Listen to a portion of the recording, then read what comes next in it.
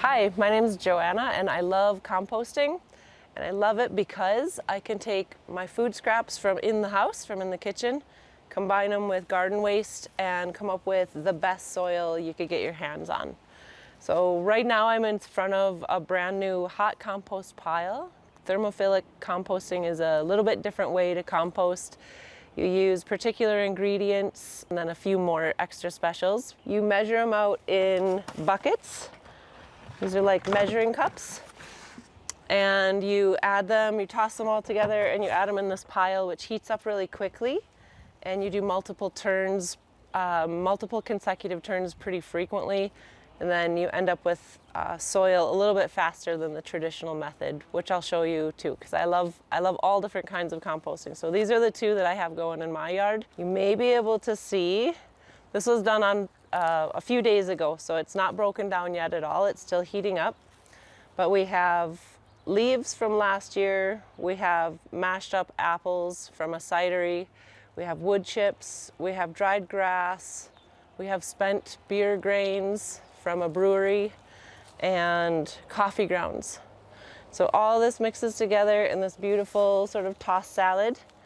And all of the biology that's happening right now, all the decomposition, is going to heat this pile up, and we will turn it probably 5 or 6 times and then let it rest for the summer, and all of this will be soil, usable soil, before winter comes.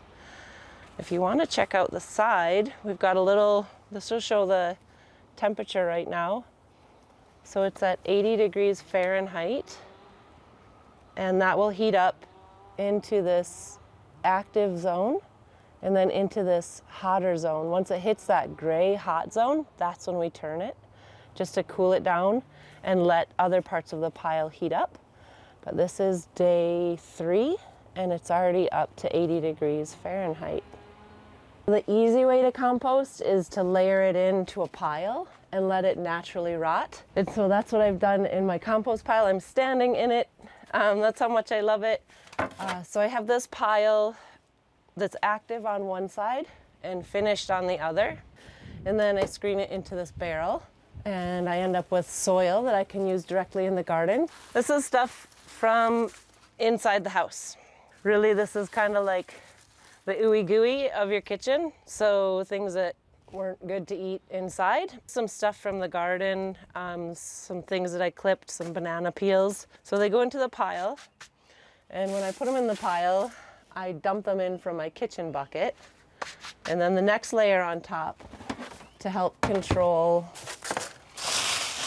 weeds and smell, and to also bring in carbon, because everything that from the kitchen is going to be nitrogen rich. And when I say from the kitchen, I'm talking about vegetable scraps, fruit scraps, coffee grounds, tea bags. Generally speaking, we're talking about vegetable scraps. So we don't want to put anything funky in there like meat or dairy, just because we're trying to encourage healthy bacteria growth in the compost and fungal growth, and that best happens off of vegetables and fruit scraps. And then we cap it with dried leaves. So I collect these every fall. These are just dried ash leaves from my neighbors' yards, and I just sprinkle a couple inches over the top. And you can see that it's pretty approachable, pretty friendly looking in there. There's nothing sticking out that would attract too many animals or pests or mice or anything like that. There's not many bugs. It's all just sort of capped in dried leaves. And even sometimes the dried leaf bags, I'll just shred these up as well. Again, that's just it's vegetable dye, it's paper, just brown craft paper, and that goes in just like the leaves. So you layer greens from the kitchen, browns from the leaves, or shredded paper or dried grass clippings. And over time, that sort of lasagna will just start to rot down, because the life in the soil is doing its little party. They're eating and exchanging and doing all that fun stuff. And eventually, it looks a lot more like this.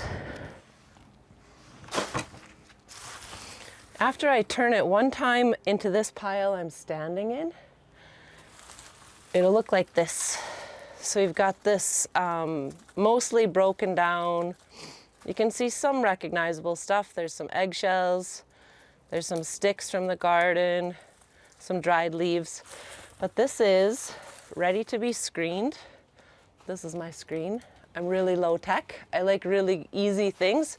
You could make a screen, you could do all kinds of stuff. You do what works for you. But this works great for me. I put it on top of my collection bin. This is finished screen compost. Normally I would just shovel it from the finished side onto here, but I've already done that this year. So I saved some for us. So you just pile it on, not too much at a time. And then this is where you get some good exercise. I just shake it like that. All the good, nice, light, fluffy stuff that's finished and ready to use, that can go straight to the garden. And all these pieces that maybe need a little bit more time or a little bit chunky, they can go right back into the compost. So this stuff is 1 year old.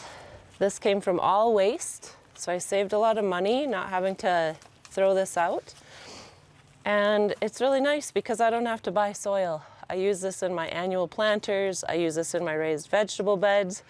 I feed my perennials and shrubs with this.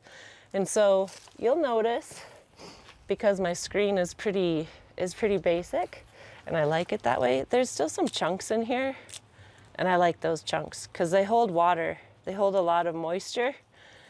And they're still breaking down and adding carbon to the soil. So you'll see like pine cones, bits of sunflower stalks from last year, sticks. As long as they're not too big, that is totally fine in my soil. So yeah, I get, out of this bin, I get this one full of soil every year and then some. So about, I would say like half a cubic yard. This is the final mission for your compost, why we do it all to begin with. Soil, fertilizer, and mulch in one. This is what goes down in your garden. This is what is going to cover and protect and feed your seeds and your plants in the long run. I made it from my own scraps. I spent $0. I don't have to buy soil anymore. I just use what I've got in the garden. It's really good for the environment and I have a great time doing it. So yeah, this is the magic stuff right here. That's pretty good for household composting.